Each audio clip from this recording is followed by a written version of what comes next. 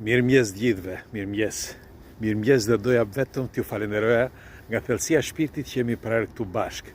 Ju falenderit pa fund dhe lexova disa mesazhe të dieshme në atë video që nënvizoja për sa i përket disave që shkruajnë disa komente që nuk janë në linjë me diskutimet tona dhe më pëlqyen shumë sepse shumë nga ato komentet që keni bërë janë vërtet perla. Kështu që dua t'ju falenderoj nga thellësia e shpirtit, jo vetëm juve, por 56.000 ca përqafime që gjenden këtu. Shok, shoqe, vëllezër, kudo që jeni. Disa janë edhe shoqe, motrat tona, kushurirat tona. Unë i vlerësoj që gjithë, një nga një që gjithë ju i vlerësoj. Vlerësoj shumë sepse, siç e kam thënë për herë, mësojmë nga njëri tjetri. Informacionet rrisin dijen dhe dija është pushtet, siç e kemi thënë.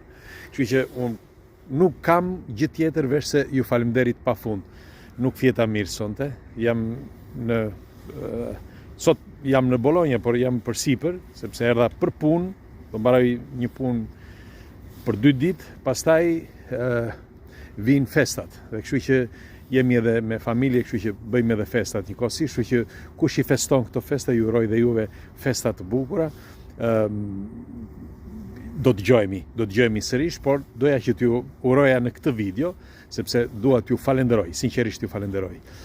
Kam vëre që shpeshherë në këto diskutime kur bëj ndonjë post për shkakun si ai dje, kam vëre që disa edhe preken kur më fyen, ndoshta, dikush, po unë ju falenderit, sinqerisht falenderit, po unë nuk mërzitem. Sinqerisht nuk mërzitem sepse jam mësuar. Unë që i vogël edhe i kemi, sepse fillimisht, siç kam thënë për herë, i kanë familje.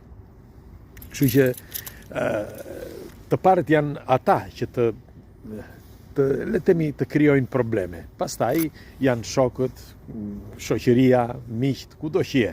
Pra, dal nga dal është si ai efekti domino.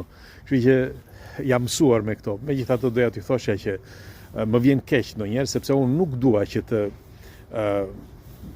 të nënvizoja, nuk doja që ta nënvizoja për këtë, sepse nuk është dhe, ndryshe ta kisha bërë me emër, po unë nuk dua që të them as emër as gjë, ishte thjesht për të nënvizuar që nuk është mirë që të futesh në faqen e një tjetri dhe të fillosh që ta fyesh atë, sepse nuk ishin vetëm këto fjalë, kishte edhe fjalë të tjera, nuk dua të zgjatem me këtë, por doja të thosha që ndonjëherë pa e menduar tjetri shkon dhe ofendon, por nuk e bën një herë, kur e bën 2 apo 3 herë duket që është ose një xhelozi ose një problem i këtij njeriu. Dhe unë do dëshiroja kaq shumë që të jetë këtu me ne, kaq, nuk dua asgjë më tepër, sepse është vllau ynë. Ku mund ta dinte ai? Vetëm ne mund t'i themi atij.